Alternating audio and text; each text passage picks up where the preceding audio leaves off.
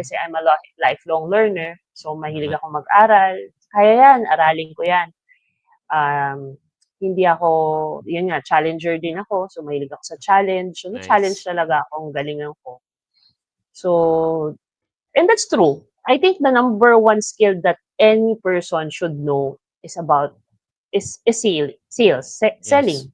That's true. Whether hindi ka into business, diba, if you want to get ahead in life, have more income, it's really about, diba, yung number one skill na dapat mo ma-develop is selling. Yes.